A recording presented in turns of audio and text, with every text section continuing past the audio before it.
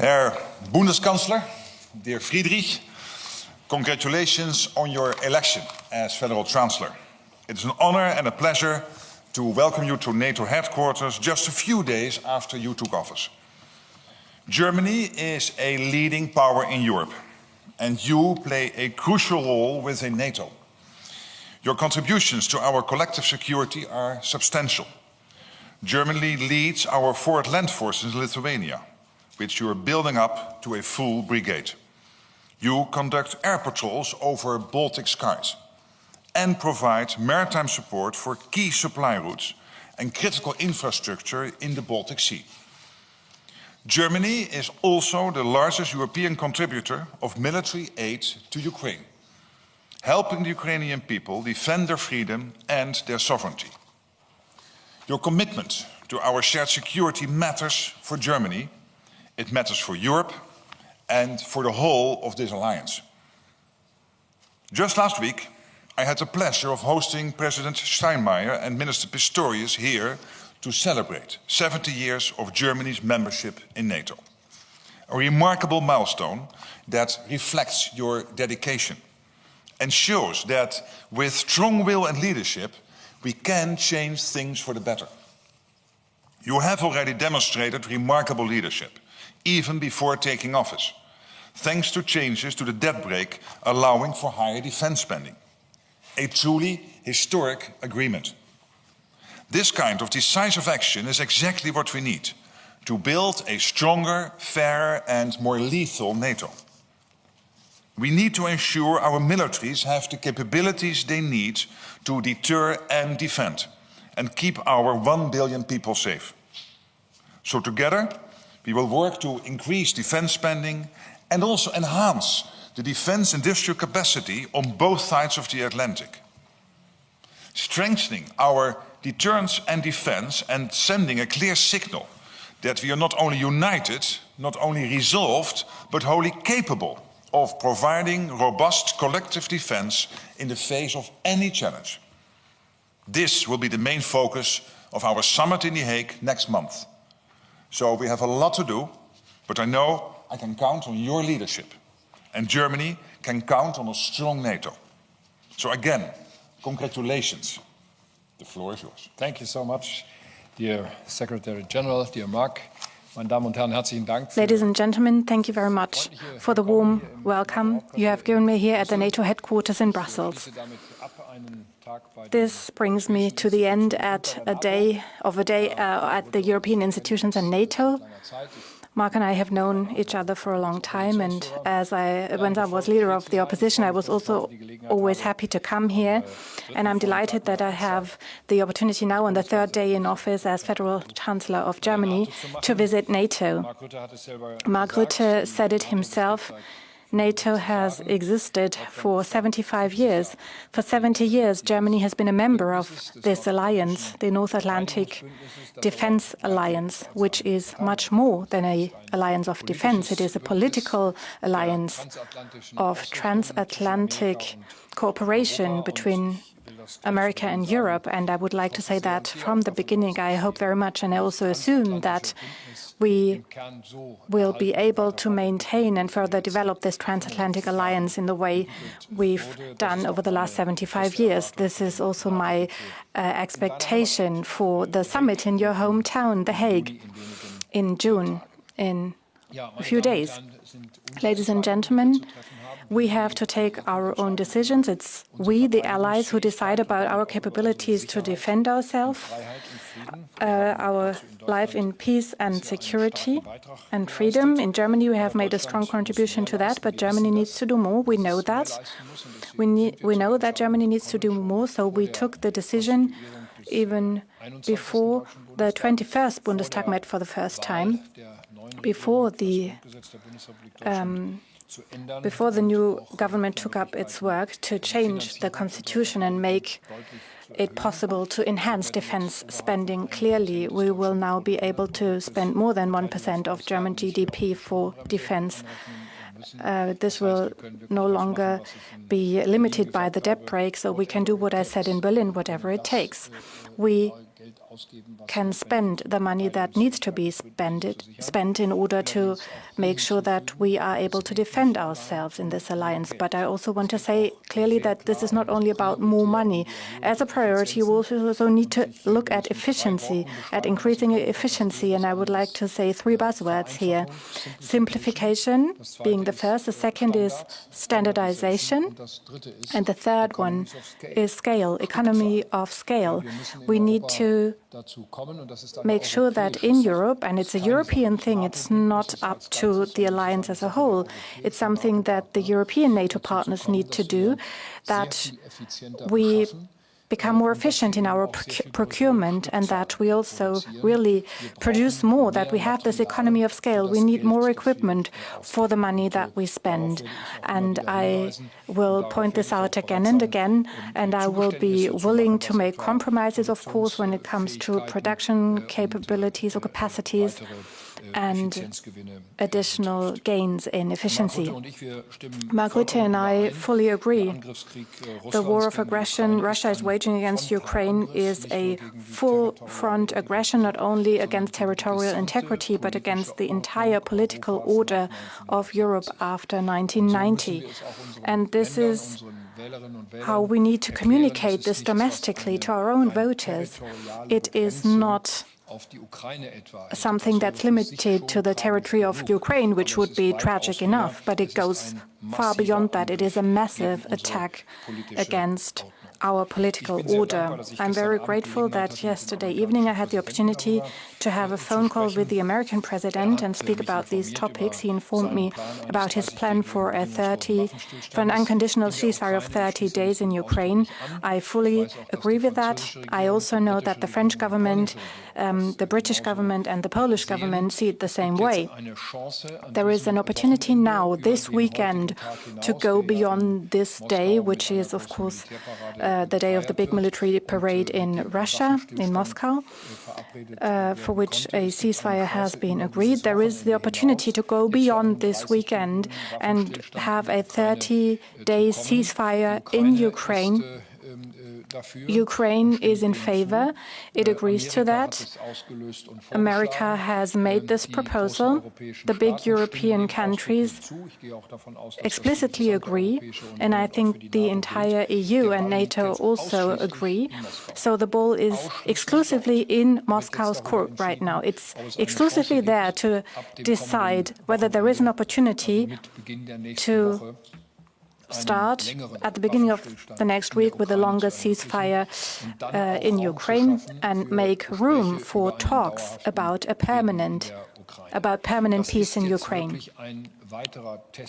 It's another test case, if you will, a very precise one, about how serious the Russian president is about reaching peace in Ukraine. I'm very grateful that we've had such a big consensus here, also with the American president. We will continue to support Ukraine. Also, after a peace deal, Ukraine will need to get support. We will do that together. And as the German government, we will continue to work for strengthening the European pillar within NATO. We have heard you.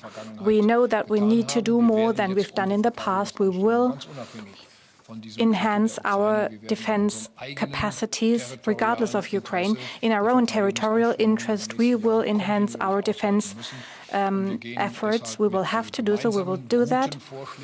So with the good, right proposals, we go in the same direction. We're looking forward to the summit in The Hague in June. But I would also like to say thank you, Mark, for inviting me and for your work as Secretary General of NATO.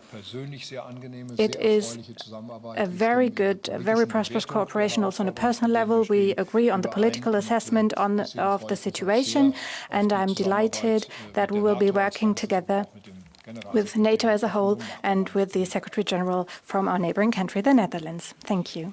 All right, we have time for a few questions. We'll start here in the fourth row with Frankfurter Allgemeine Zeitung. Vielen Dank, Thomas Kutschka, Frankfurter Allgemeine Zeitung. Ich werde meine Frage auf Thomas Kutschka, Frankfurter Allgemeine Zeitung. I will ask my question in German. Mr. Chancellor, the NATO Secretary General suggested to allies a few days ago that they need to enhance their defense spending on 3.5% plus additional 1.5% for infrastructure, for example, and other things that do not fall under the classical definition, which would lead up to the 5% that the US president has formulated as an expectation. For Germany, this would mean a massive increase in defense spending. So my question is, do you think this scope is possible? Do you think that the new federal government could live up to that? Do you have an idea of how many additional efforts would need to be taken, so not only 1.5% for additional military spending, but what comes on top? And in which time frame do you think this would be realistic? Now my question, and if I may, also a question to the Secretary General. I would like you to explain to us what kind of a challenge it means for NATO member states to actually reach the goal that you have proposed to them, not just the 3.5%, but also the additional 1.5% for infrastructure. Is this basically just a math exam? So upscaling what you already do, or does it mean real new investments?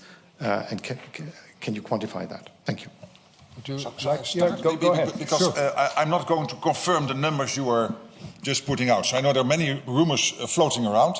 It's true that we are having internal discussions now within NATO what will be the best way to make sure that we can fulfill all our tasks as NATO going forward in the future, including, of course, given the fact that we acknowledge the long-term threat Russia is posing. So it will mean absolutely an increase in defense spending, so we're not going to confirm the figures.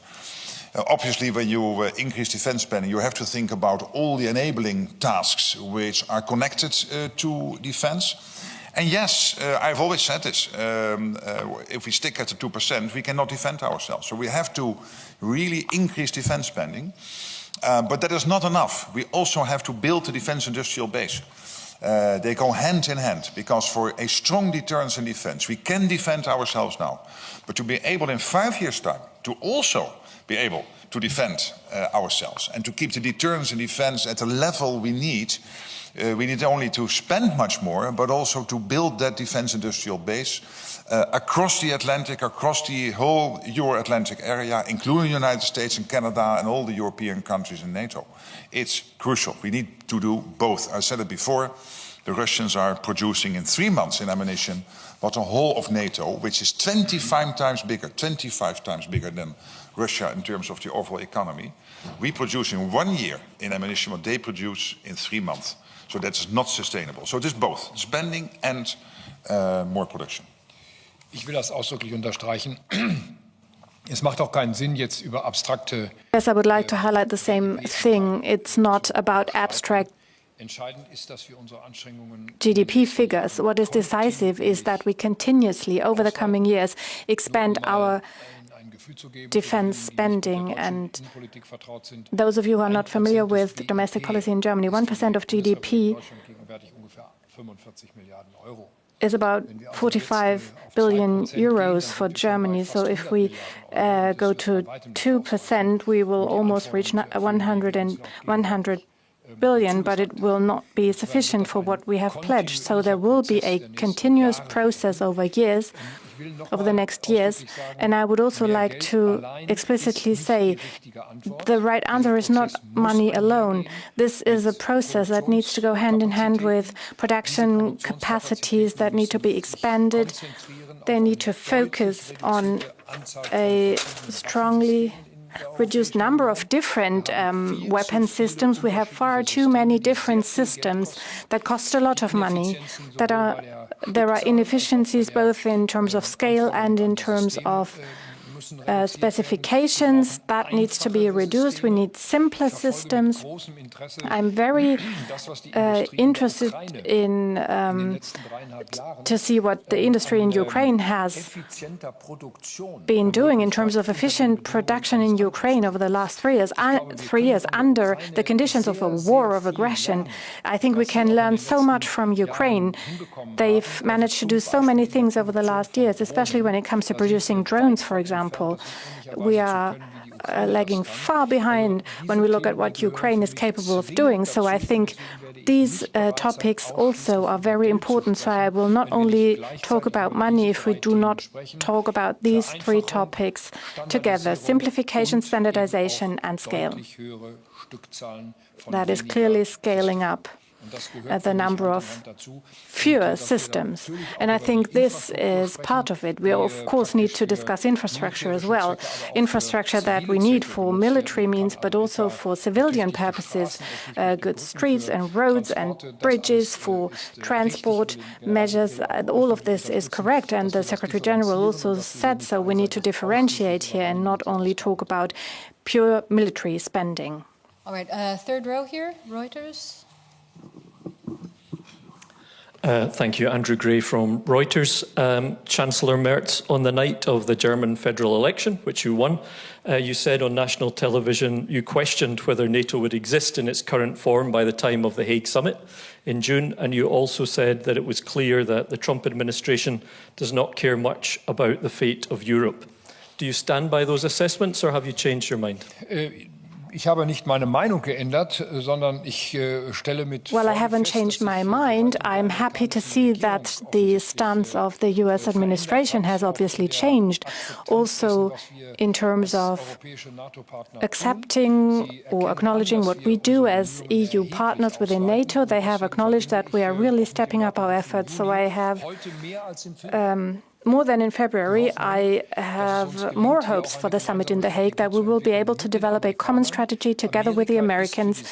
America is crucial for Europe's security, is indispensable for Europe's security today and for a long time being. So the fears I had in the election night were going back to the Munich Security Conference that happened a week before that. I'm very grateful today that I now can be more optimistic about the future of the NATO alliance. Okay, fourth row here in the corner. Ansgar Hase, Deutsche Presseagentur. Herr Bundeskanzler, Ihr Vorgänger Olaf Scholz stand. Mr. Chancellor, your predecessor, Mr. Scholz, was very much stepping on the brake with regard of NATO membership for Ukraine. So what is your position on that issue, especially against the backdrop of the fact that the US president is trying to urge Ukraine, apparently, to give up this membership perspective? And in this context, also a question to the Secretary General. Do you hope that Germany now will join the group of countries that really support a NATO perspective for Ukraine? And do you think that this could lead to progress on this issue? Thank you. You first. Well, the whole of NATO agreed on the irreversible path for Ukraine into NATO, but we never agreed that as part of a peace deal, there would be guaranteed NATO membership for Ukraine. That was never agreed. But in the long term, the NATO alliance has said, yes, there will be this perspective of NATO membership. That's for the longer term, not for the peace negotiations ongoing at the moment. And as I said before, I'm happy that the American president, and glad that he broke the deadlock, that progress is being made, and I completely agree with the German Chancellor on the 30-day ceasefire, and that the ball is now clearly in Russia's court. On the Seite Russias, as I think you put it. That's exactly true. And at the moment, there is a close cooperation between NATO and Ukraine. We have the command in Wiesbaden, which is organizing the military aid into Ukraine. We organize together and jointly the training for the Ukrainian armed forces. We are capturing all the lessons which we are gathering in Ukraine together with the Ukrainians in our center in Poland. So there is a lot happening at the moment. I share the assessment of the Secretary General when it comes to membership for Ukraine. I would like to add that Ukraine has an accession perspective for the European Union. I think in terms of timeframes, this will be before accession to NATO if it happens one day. And it needs to be clear that Ukraine decides in a sovereign way on the path it wants to take. It has decided to file for membership of the European Union. You know the criteria for such an accession. And if Ukraine fulfills these criteria, it is a welcome member within the European Union. Ukraine is and has to remain a sovereign actor, deciding on its own political and military alliances. Okay, we have time for one or two more questions. I'll go to the center here, AFP.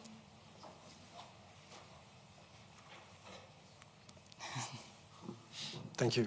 Olivier Beau from AFP, Agence France-Presse. Chancellor, you just said that Ukraine will need to get support also after a peace deal. So are you willing to send troops to Ukraine as part of the coalition of the willing?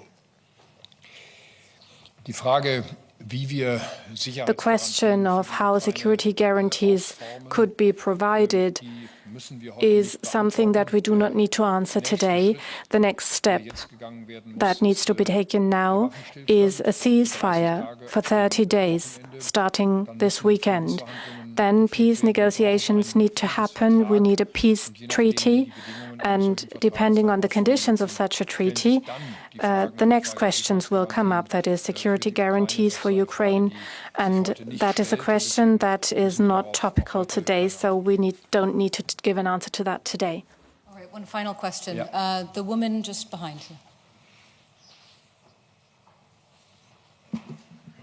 Turkish News Agency Anadolu, Selam Valente, to the Chancellor, please.